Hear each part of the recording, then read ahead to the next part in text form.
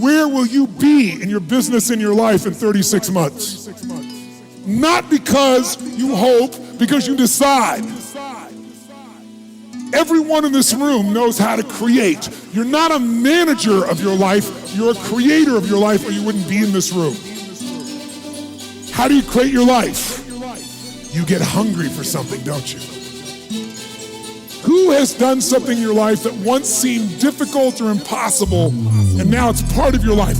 How did you do it? You decided there's something you wanted so bad that you unleashed all your desire. You became obsessed with it. If it was a business or a car or a relationship or a transformation in your body, if there's something you once envisioned and now it's real, it's because you didn't just envision it, you brought so much emotion to it that now it's in your life. It was once a dream, it was once a goal, and now it's in your life. But it was once just a vision. It may have seemed impossible at one time. So how did you do it? You started with a concrete vision of what you wanted, and you focused on it continuously, didn't you? Wherever focus goes, energy flows. You envisioned something, you got clear about it, and then you started thinking about all the reasons why you wanted it. You got excited about it. Said, this is what's next for me now. I want this. You may have dreamed about it, thought about it, talked about it. But when you focus on something continuously, something magical happens. You get insights, don't you? You overhear a conversation, and you hear something you wouldn't have heard if you didn't have that outcome or goal that you wanted so badly. Who's ever come up with something, obsessed about it, didn't even know how to do it, and it just happened, and it came together? So why don't we tap into that power now for your business and life?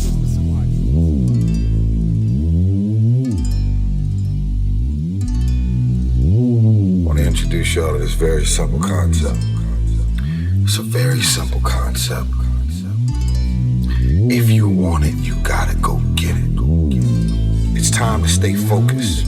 It's time to decide, fuck clubs, partying, trying to fit in and socialize, rub elbows with everybody so people can stop calling you weird. Why are you so antisocial? Because I'm trying to get it. Why are you staying on the basketball court so much? Because I'm trying to get it. Why are you out there practicing in the hot sun when ain't nobody else out there? Because I'm trying to get it. Why are you not clubbing like every time I text you and invite you to go do something fun and cool, you always studying? Because I'm trying to get it. The more weird you are is a reflection of how committed you are to focusing on your molding and shaping and developing your ideas and your craft so that when it's time for you to make your rounds, you gon' fly. You still got work to do. Stay on that basketball court. Stay on that football field. All the homies texting and calling and trying to make you feel bad about being so focused. It's grind season, homie. It's not about today. It's about the future. You do the work now. And all of the shit that you could ever want to do for your family, your kids, your loved ones, it's all going to be on a whole nother stratosphere.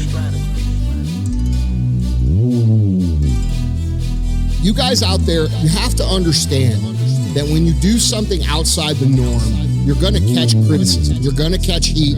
You're going to get people that don't understand it. You're going to get people that don't want to be around you anymore for the simple fact that you're working your ass off and they're not. And it makes them feel bad. The will to win is something that we're born with and then bred out of. They want you to suck. They need you to suck. They need you dependent on everything that they offer so that you have to need them. It's a need for them. And guys, those of you struggling with this right now, I want to make this point to you. If you were able to look at all the people who criticize you and you were able to look at their life 10 years from now or 20 years from now, you would not give two fucks about the criticism that they're giving you because of where they're going to be and where you're trying to get.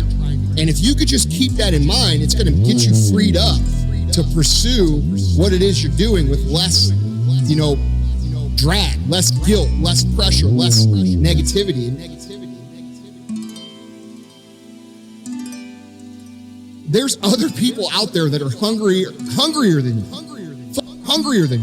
that are putting all their energy, every fucking bit of their being into the one thing, And you're thinking that you could beat them or compete with them by doing a little of three things. Guys, you're gonna get smashed. I know my weaknesses. I know my strengths. My strength is this. I will never fucking quit. And I will work harder than fucking you every fucking day. You might be smarter than me. You might have more resources than me. You might be fucking Nike and be 50 years ahead. But I promise you, I am working fucking harder than you every fucking day. And if you're gonna take me down, you better fucking bring it.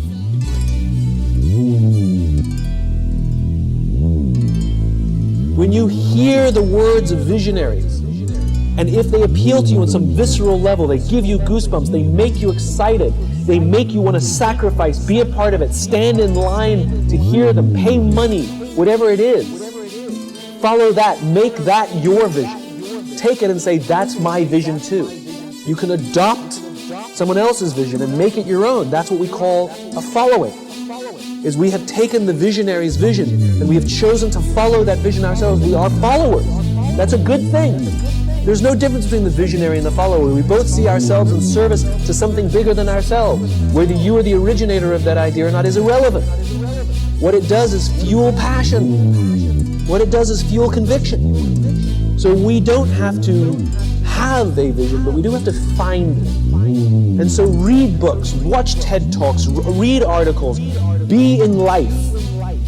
Watch videos, go out, seek, find, listen to leaders, corporate, political, whoever. And when something resonates with you, even if you don't know why, that then you can adopt. And you can take it upon yourself to use your own talents, your own gifts to help advance whatever that cause is. Right? So I have a cause. I have a crystal clear vision of the world I want to live in. I imagine a world in which the vast majority of people wake up every single morning inspired, feel safe at work, and return home fulfilled at the end of the day. The gift that I have committed to help advance that cause is the ability to put some of these ideas into words that other people can relate to.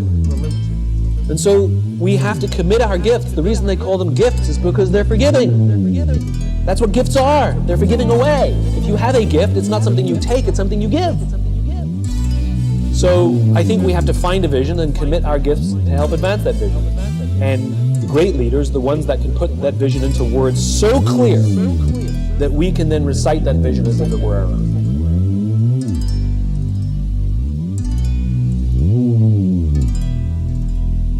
People say you have to have a lot of passion for what you're doing, and it's totally true. And the reason is because it's so hard that if you don't, any rational person would give up. It's really hard, and you have to do it over a sustained period of time. So if you don't love it, if you're not having fun doing it, and you don't really love it, you're going to give up. And that's what happens to most people, actually. If you really look at the ones that ended up being successful, unquote, in the eyes of society, and the ones that didn't, oftentimes it's the ones that are successful loved what they did so they could persevere when it got really tough. And the ones that didn't love it quit because they're sane, right? Who would want to put up with this stuff if you don't love it?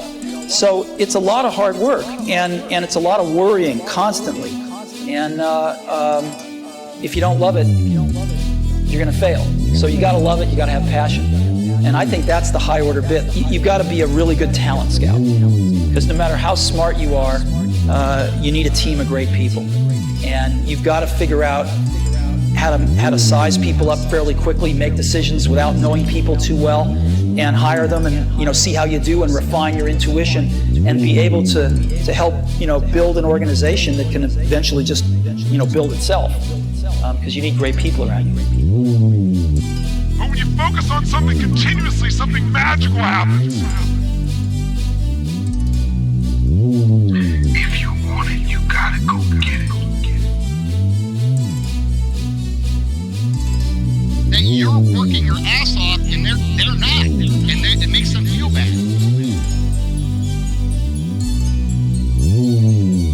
You can adopt someone else's vision and make it your own. That's what we call a following.